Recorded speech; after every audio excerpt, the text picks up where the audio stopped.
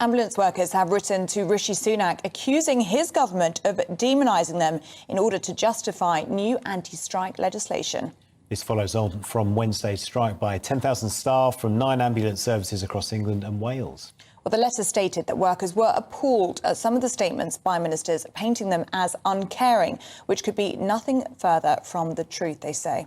In addition to this, Number 10 said any money spent on NHS pay rises would have to come from the existing health budget. Well, let's get some reaction now from political commentator Lettice Bromovsky. Really good to have you in the studio with us. Good morning. So first of all, your reaction to this letter, because it comes off the back of those comments from Grant Shapps, which were widely condemned earlier on this week. Also comments from Health Secretary Steve Barclay.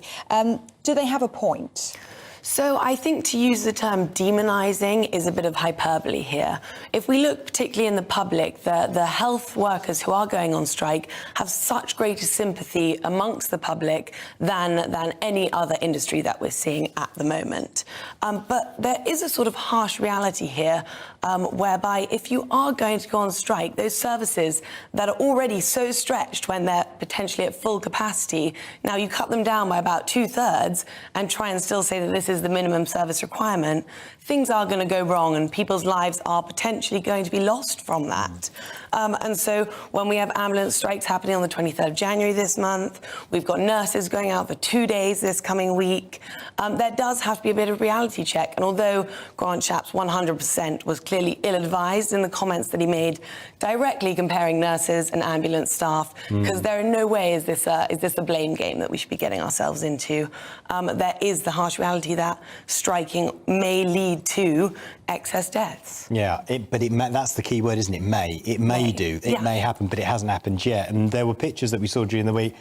I don't know where the picket line was, but ambulance workers were on the picket line and they abandoned it to jump in an ambulance and then drive to help a child. Exactly, which is so important that we are seeing these things. And quite frankly, ambulance staff, medics, as Steve Barclay, the Health Secretary, came out and said that they do deserve a bit of a higher pay rise than what they've been given so far. So far for 2022-23, it was £1,400. And think about the emotional turmoil that they must go through every day in the backs of those ambulances, saving people's lives, constantly back and forth, shuttling people to hospital. It must be incredibly draining, and we do put a lot of pressure on them, and they do deserve a better pay rise than what they've been given. Yeah. Do you think one of the motivations for writing this letter is, you know, we've seen it with the nurses' strike, we've seen it with the ambulance strikes as well. A lot of it is this moral dilemma, I think, that some of them, speaking to nurses, they certainly feel it, where it is a vocation, where they know they haven't entered into it for money, and their job is to care for people. So for them to strike in itself feels like they're almost going against what they're there to do. Yeah, exactly. And I think the letter definitely comes from a place of anger of, you know, how can the nurses be saying that they've done it so right just because we potentially did it in a different way, to try and turn these two sectors working in the same tough industry against each other is a bit of a shift. But one thing I thought was particularly interesting, we saw on the front page of the iPaper today that Wes Streeting actually has come out and said, essentially the NHS needs reform. Yes, he's talking much more about GP practices and how we operate in getting appointments there, but I think we're now having a double-pronged approach, if you may, from Conservatives and Labour, that something's not working. These strikes are ongoing and pay rises may be coming down the line, the negotiations may be going on, but something's clearly not working. We have 1.7 million people on waiting lists.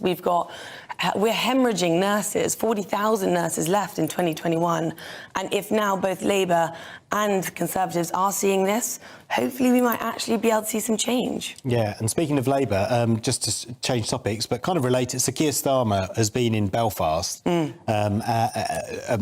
Essentially, he gave a speech in which he was talking pretty much to the government, let's be honest, and saying to Rishi Sunak, look, you need to take on the ERG in your own party when it comes to resolving the Northern Ireland Protocol. Yes, no, exactly. I watched that speech, actually. And it was, it was a very politician speech, I'll say. He said a lot about wanting a solution for the Northern Ireland Protocol, but he didn't say much about what they were going to do. He sort of put the pressure on Rishi and said, I'll support you. If you get a legislation that you want to put through, a new bill, I'll support you. But I don't think that Rishi would turn his back on his own MPs right now. I don't think that's the move that he wants to be making as we head into local elections this year and a general election coming up very soon.